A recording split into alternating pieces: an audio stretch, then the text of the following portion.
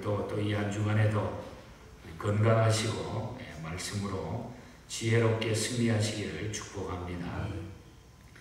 잠언 19장에는 그 일상생활 가운데서 드러나는 그 의인과 악인 혹은 지혜로운 자와 어리석은 자의 차이점을 뚜렷이 대조해서 말씀을 해주고 있는 그런 말씀들입니다.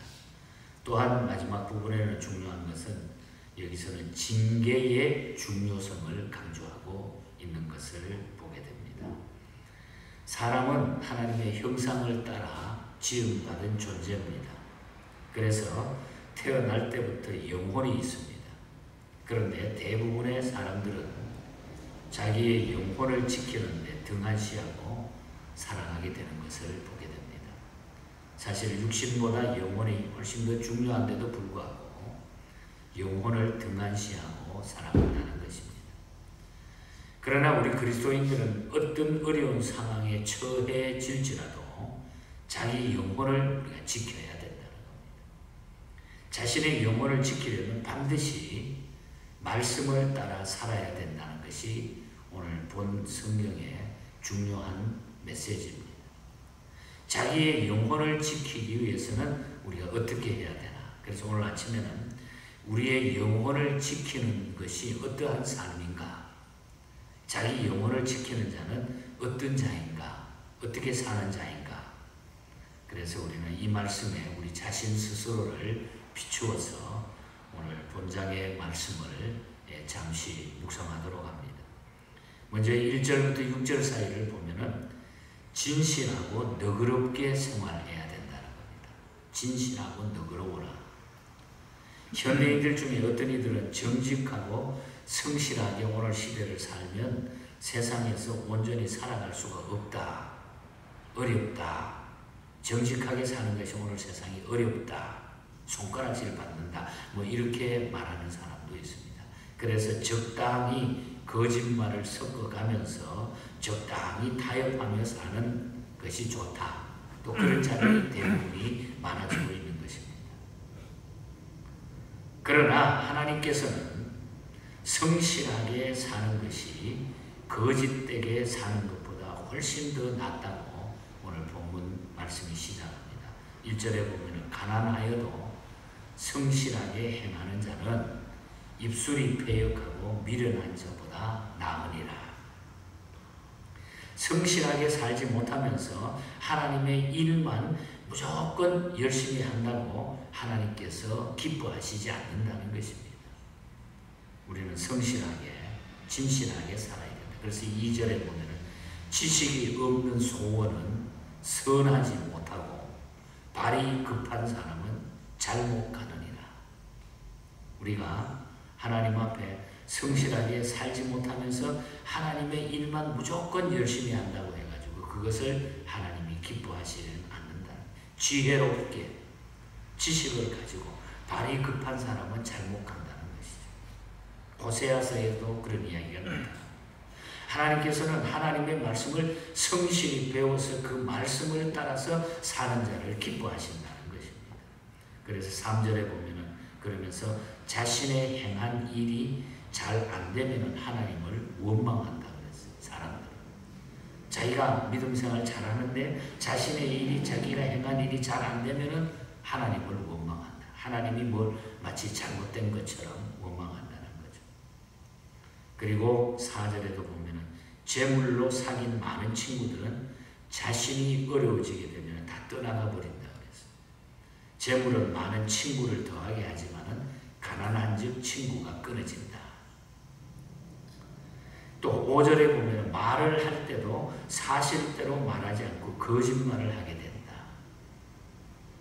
벌을 면치 못하게 된다. 그런 사람들은 벌을 면치 못하게 된다.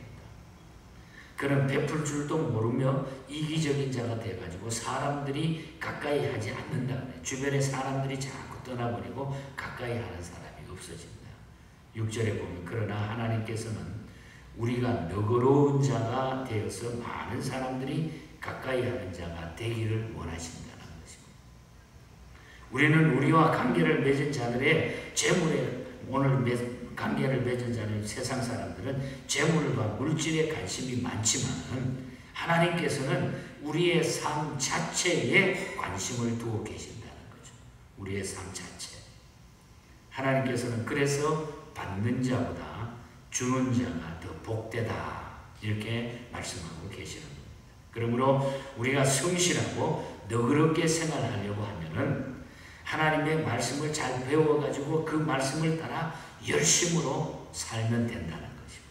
그래서 진실하고 너그럽게 생활하는 것이 자기의 영혼을 지키는 것이다. 오늘 우리의 영혼을 지켜나가는 것은 진실하고 너그럽게 생활하는 것이 내 영혼을 지키는 것이다. 그것이 나에게 최고의 이 시대에 살아가는 나를 방패할 수 있는 최고의 무기가 된다는 것입니다. 그 다음에 7절부터 17절 사이를 보면 열심으로 일하여 어려운 자를 도와주는 것이 자기의 영혼을 지키는 삶이라고 했습니다. 그리스도인이 게으르거나 낭비의 벽이 심하면 안 된다고 했습니다. 그러면 가난하게 되고 사람들의 동정을 받지 못한다. 잠언 10장 4절에도 보면 손을 게으르게 놀리는 자는 가난하게 되고 손이 부지런한 자는 부하게 된다. 또 오늘 본문 7절에도 보면 가난한 자는 그의 형제들에게도 미움을 받거든 하물며 친구야 그를 멀리하지 아니하겠느냐. 따라가며 말하려 할지라도 그들이 없어졌느니라. 또한 10절 말씀에 보면 미련한 자가 그런 자는 미련한 자가 되어가지고 분수에 맞지 않게 사치를 하게 된다. 사치하게 된다. 그리고 11절과 12절을 보면 자주 화를 내고 남의 허물을 용서하지 않는다. 자기만 의로운 것처럼 다른 사람에 대해서는 큰 관심도 없고 남의 허물을 용서하지 않고 자기만 의롭다고 살아가게 된다. 결국은 그의 아들까지 미련하게 돼가지고 아비의 재앙이 되고 아내로부터 잔소리를 듣게 된다고 그랬습니다. 13절과 14절. 그리고 게으르고 나태하게 되고 열심으로 일하지 않고 부자들만 있는 사람들만 욕만 하고 살아가게 된다. 15절에 보면 게으름이 사람으로 깊이 잠들게 하나니 태만한 사람은 줄일 것입니다.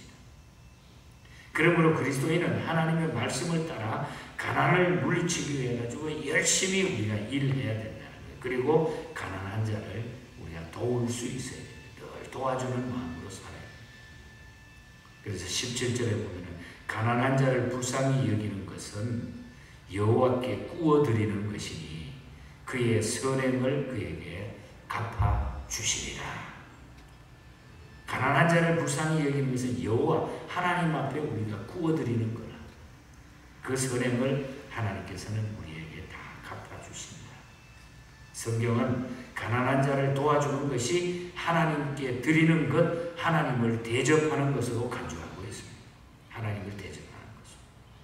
이렇게 그리스도인들은 하나님의 말씀을 따라 살아야 된다는 거죠. 하나님의 말씀을 따라 살지 않으면 어떻게 됩니까? 16절에 보면 우리의 영혼이 모두 죽게 됩니다. 영혼이 죽게 돼요. 말씀을 따라 살지 않아요. 16절 계명을 지키는 자는 자기의 영혼을 지키거니와 자기의 행실을 삼가지 아니하는 자는 죽으리라. 우리 영육이 모두 죽게 된다.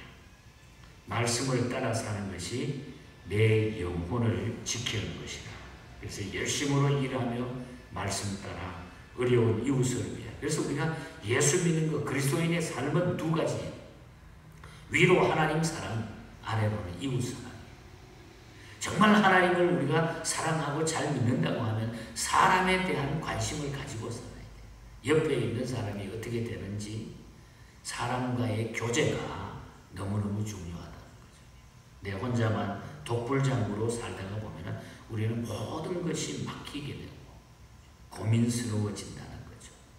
이 한 주간에도 우리는 하나님의 말씀을 따라서 내 영혼을 지키는 복된 삶으로 사시기를 축복합니다. 마지막으로 18절부터 29절까지의 내용들을 쭉 보면 이제 여기에는 징계에 대한 말씀을 나누고 있습니다. 사랑으로 징계하고 또 징계를 받아야 된다 그랬습니다.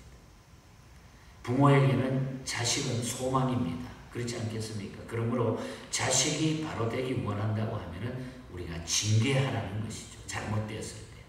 18절에 보면 내가 내 아들에게 희망이 있은즉 그를 징계하되 죽일 마음은 두지 말지니라. 징계하되 죽일 마음은 두지 말. 그러니까 내가 마음이 아파서 사랑으로 그것을 징계하라는 거죠.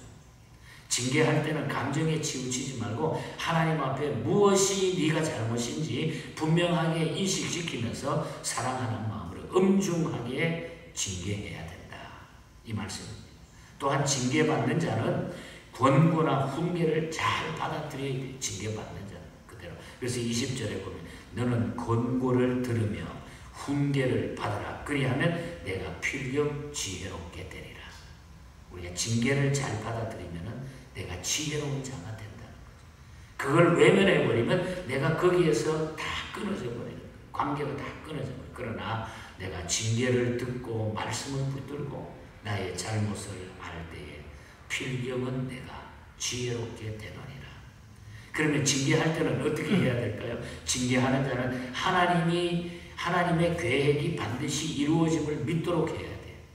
21절에 보면. 그리고 또 22절에 타인이 흠모할 만한 덕스러운 사람으로 교육하는 것. 정말 징계는 하나님의 말씀입니다.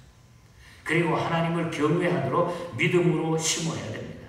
하나님을 경외하도록 징계하는 거예요. 23절에 보면 여호와를 경외하는 것은 사람으로 생명에 이르게 하는 것이라. 경외하는 자는 족하게 지내고 재앙을 당하지 않는다. 하나님을 경외하도록, 하나님을 경외하게 되면은 이 징계에서 벗어나가지고 오히려 지혜롭게 되고 족하게 지내게 되고 재앙을 당하지 아니하리라. 하나님이 보호하신다는 거죠. 그러나 하나님을 경외하도록 믿음을 심어주는데 겸손하고 명철하도록 징계를 해야 되는데, 그러나 거만한 자식은 때려서라도 훈련을 해야 된다. 때려서라도. 이렇게 징계하면 어떻게 되느냐. 그 자녀는 지혜롭게 되고 20절 말씀처럼 하나님의 뜻이 그 중심에 완전하게 서게 되고 20절에 21절에 또 하나님을 경외하며 만족하게 된다. 그래서 23절에 만족하게 된다. 잠언에도 이사야서에도 곳곳에 징계에 대한 메시지는 너무너무 많이 나타납니다. 그 자녀는 부지런하게 된다고 그랬습니다. 24절에도. 그리고 또 자식을 얻게 된다. 부지런하게 되면 지식을 얻게 된다. 지식을 얻게 된다. 25절에 거만한 자를 때리라. 거만한 자를 때리라. 그리하여 어리석은 자도 지혜를 얻으라. 명철한 자를 견책하라. 그리하면 그가 지식을 얻으리라. 자식을 때려서라도 우리가 징계할 때에 그리하면 지혜롭게 되고 명철한 자를 견책하게 되면 그리하면 그가 지식을 얻게 된다. 지식을 얻게 된다. 그러나 26절을 보면은 자식을 징계하지 않으면 부모를 업신 여기게 된다는 것입니다. 그리고 말씀을 떠나 다른 가르침이나 교훈을 받게 된다고 그랬어요. 27절에. 의를 업신 여기고 죄를 먹고 살게 된다. 28절에. 그리고 거만한 자가 되어가지고 하나님의 심판과 채찍을 받게 된다. 그래서 마지막 절 29절에 보면 뭐라 그러니까 심판은 거만한 자를 위하여 예비된 것이요 채찍은 어리석은 자의 등을 위하여 예비된 것이다. 하나님의 채찍과 하나님의 심판이 와진다. 우리가 잘 아시는 대로 히브리서 12장에 보면 징계가 없는 자는 사생자라 그랬어요. 죽은 자라 그랬습니다. 사랑으로 징계하고 징계를 우리가 받아야 된다. 징계가 없으면 죽은 자다. 죽은 자다. 그래서 우리가 하나님 앞에 살아가면서 그 누구나 다 부족해요. 우리 모두는 다 부족한 자들입니다. 다 징계를 받고 교훈을 받아야 돼. 또한 교육을 받아야 돼. 이런 사람들입니다. 하나님의 말씀이 오늘 우리에게 징계의 채찍이 될 때에 우리는 하나님 앞에 지식을 얻게 되고 바른 길을 걷게 된다. 그래서 우리의 영혼을 지키기 위해서는 하나님의 말씀으로 우리가 사랑의 징계도 받고 징계도 하고 이렇게 사는 것이 내 영혼을 지키는 거죠. 내 영혼을 지키는 거죠. 여러분, 영혼이 죽으면 다 끝나는 겁니다. 끝나는 겁니다. 그래서 우리는 진실하고 너그럽게 살아가시기를 바랍니다. 그리고 열심으로 일하며 어려운 이웃을 하나님만 사랑하는 것이 아니라 이웃을 사랑하는 것이 밸런스가 맞아야 돼. 밸런스. 이것이 내 영혼을 지키는 거. 그리고 우리는 사랑으로 징계하고 또 징계를 잘 받아들일 수 있는 말씀으로 살아가는 이런 사람이 우리 하나님 앞에 최고의 사람이요, 지식의 사람이요, 빛나는 사람이요, 정말 하나님의 영광을 올려드리는 이 땅에 빛난 하나님의 백성이라는 것입니다. 이 믿음으로, 이런 삶으로 이 한 주간에도 여러분의 삶 가운데 기쁨이 차오르는 지식을 주님 이름으로 간절히 축복합니다. 하나님 아버지 감사합니다.